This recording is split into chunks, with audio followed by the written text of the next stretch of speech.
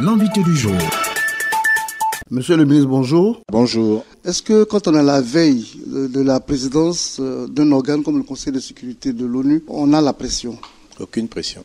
On est au Conseil de sécurité depuis janvier 2018. En 11 mois, on a eu le temps de prendre le pouls un peu du Conseil de sécurité, de savoir comment ça fonctionne, quels sont les enjeux, quels sont les risques, les écueils à éviter.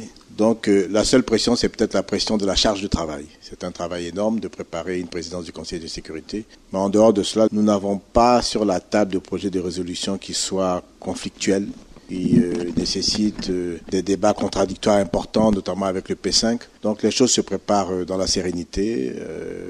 Comme je vous le dis, la seule pression, c'est la charge de travail. Ça fait la troisième fois qu'on va au Conseil de sécurité, sinon qu'on est au Conseil de sécurité de l'ONU. Ce qui est différent, ce qui est nouveau, c'est la présidence du Conseil de sécurité. Non, c'est pas nouveau. Comme je l'ai dit tout à l'heure, à chaque fois qu'on est membre non permanent du Conseil de sécurité, on préside le Conseil de sécurité à un moment donné. Donc c'est pas la première fois que nous présiderons le Conseil de sécurité, mais après 26 ans, c'est comme si c'est la première fois.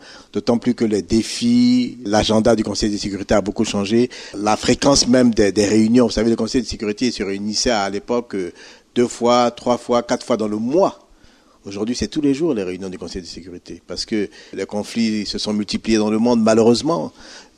Donc, c'est pas le même rythme, c'est pas le même Conseil de sécurité. Donc, c'est nouveau en quelque sorte. Alors, les défis sont différents. Dans ce mois que préside la Côte d'Ivoire, qu'est-ce qu'on y met véritablement? Comme je l'ai dit à la conférence de presse, nous avons des événements spécifiques à notre présidence. Le président de la République va présider lui-même le Conseil de sécurité au mois de décembre, donc le 5 décembre. Il va animer un débat de haut niveau présidentiel sur le lien entre la nécessité d'un développement économique rapide et la construction de la paix, la consolidation de la paix, de la cohésion sociale, de la réconciliation. Puis le 6, le lendemain, je vais présider le Conseil de sécurité sur le rôle des États et des institutions sous-régionales, régionales, continentales dans la prévention et la résolution des conflits en relation et en coopération avec le système des Nations Unies. Donc ça, ce sont les 2 événements phares. Pendant la présidence du président de la République, donc le 5, nous avons ces 2 projets de résolution que nous allons essayer de faire adopter. Le premier projet de résolution, c'est A4P, c'est Action for Peace,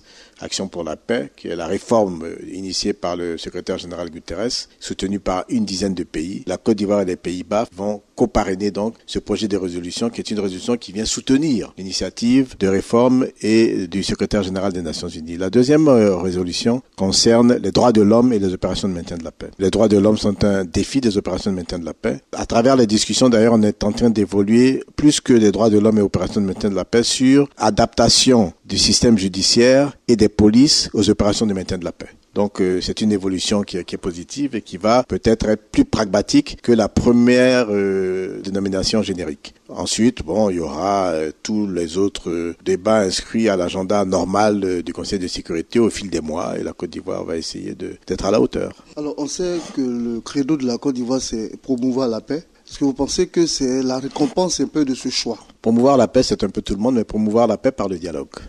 Le dialogue, c'est l'arme des forts, nous disait le président Félix Houphouët-Boigny, le père de la nation, et son disciple, comme il me plaît à l'appeler, le président Alassane Ouattara, en a fait son bâton de pèlerin.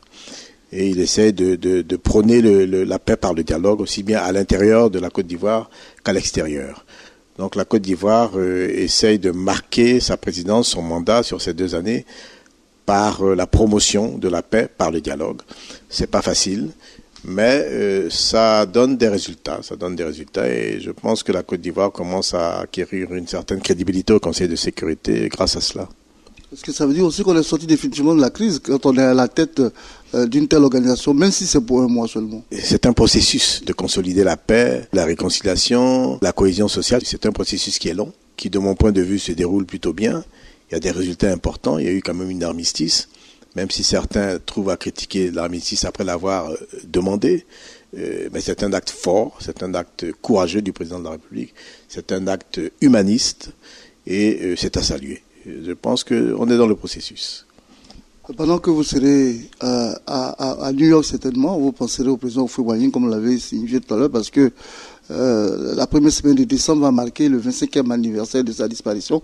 Certainement que pour conclure cet entretien, vous avez un mot à l'endroit de sa famille. À l'endroit de sa famille, ils doivent remercier le bon Dieu de leur avoir donné un homme si illustre qui fait rayonner le nom de la famille. Le nom Houphouët-Boigny aujourd'hui est un grand nom dans le monde. Pour les Ivoiriens. On a vécu des moments extrêmement difficiles en Côte d'Ivoire. Moi, je ne veux pas rappeler les moments parce qu'on les a tous vécus ensemble, mais que la leçon d'Houphouët-Boigny, le dialogue, soit comme une Bible ou un Coran pour nous. Aucun sacrifice n'est trop grand pour cette paix. Donc, ce que je veux dire aux Ivoiriens, n'oubliez pas trop vite ce par quoi nous sommes passés. Il y a 10 ans, ce à quoi on pouvait être confronté n'a rien à voir avec la situation à Abidjan, à l'intérieur du pays, sur les routes aujourd'hui. Moi, je suis prêt personnellement à tous les sacrifices pour qu'on ne retrouve pas la situation que nous avons vécue, les 10 années de crise que nous avons traversées. Merci, Monsieur le ministre. Je voudrais souhaiter beaucoup de succès à ce mois de présidence à notre pays. Merci beaucoup.